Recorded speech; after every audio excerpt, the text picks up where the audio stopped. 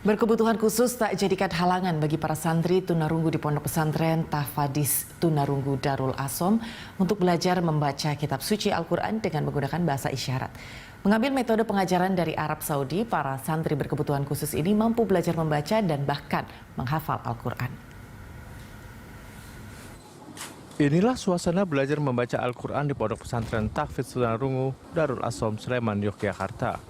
Tanpa suara, puluhan santri anak berkebutuhan khusus secara khidmat belajar kitab suci Al-Quran. Berbeda dengan ponpes pada umumnya, mereka tak membaca ayat demi ayat dengan hafalan suara, melainkan mengeja satu persatu huruf hijaiyah dalam ayat tersebut dengan menggunakan bahasa isyarat.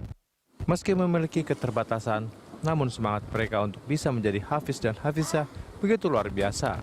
Dengan mengadopsi metode dari Arab Saudi, para santri memiliki patokan bahasa isyarat yang universal.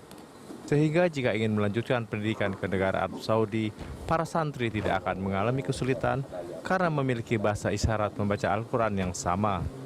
Keberadaan Ponpes Darul Asom ini tentu menjadi angin segar bagi penyandang tunarungu di Indonesia, terutama yang berkeinginan untuk menjadi hafiz dan hafizah Al-Quran. 12 tahun yang lalu saya melihat bagaimana teman-teman tunarungu belum tergarap. Dan bahkan sampai saat ini pun untuk pendidikan mereka untuk agamanya, Masya Allah luar biasa. Nah, dari perasaan mahabbah seperti itu kepada mereka, maka 11 tahun berjalan, hanya halakoh saja di rumah.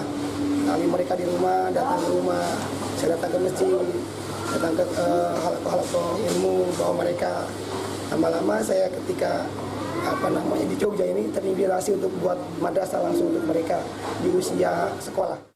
Tak sedikit para santri yang mondok di pesantren bercita-cita menjadi ustadz, menghafal Al-Quran yang kelak bisa menularkan ilmunya kepada para penyandang tunarungu lainnya di Indonesia. Saya mau belajar menghafal sampai 30 juz seperti orang normal.